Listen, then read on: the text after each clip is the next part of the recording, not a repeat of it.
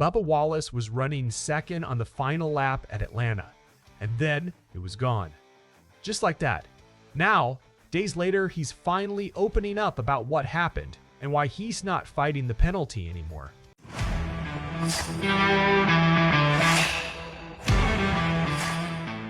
And hey, real quick, if you are a true NASCAR fan like me, go ahead and drop a like and subscribe to the channel. NASCAR Nation News is just getting started. We are pushing for our next subscriber milestone, and it's all about real talk from fans who live this sport every week. All right, let's get into it.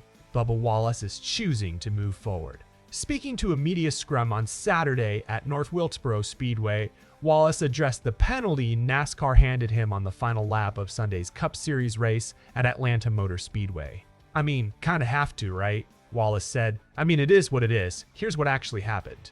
Wallace was originally scored second at the finish, but NASCAR race control determined he'd gone below the out-of-bounds line to improve his position and sent him to the tail end of the lead lap as a result. Wallace doesn't deny going below the line, but he wanted to make a different argument in the moment. To me, I always thought it was gaining position, but no, it's gaining track position, which I totally did, Wallace said. So it is what it is. I thought they would care about the data that showed I tried to give it back, but the damage was already done, so it's unfortunate, but here we are. So what did that penalty actually cost him?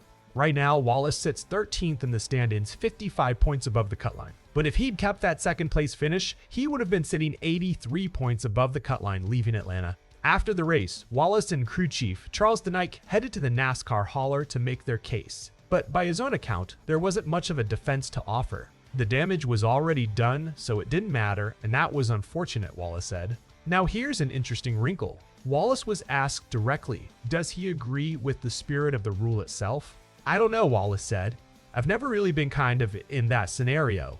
I've had a couple close calls, but I will say, as I made the move and seen where I was going to end up, I knew it was going to put everybody in a bad spot, and that was unfortunate.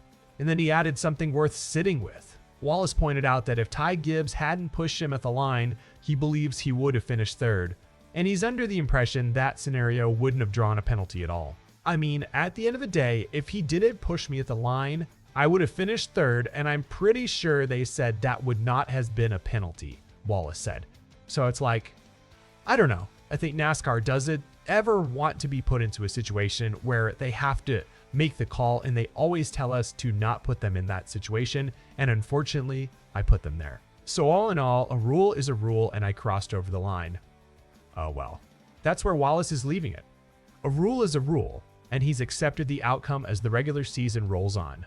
So here's the question for you. If Ty Gibbs hadn't pushed Wallace at the line, do you think NASCAR still would have made the same call? Drop your take in the comments. And if you haven't already, make sure you like this video and subscribe to NASCAR Nation News. We'll see you in the next one.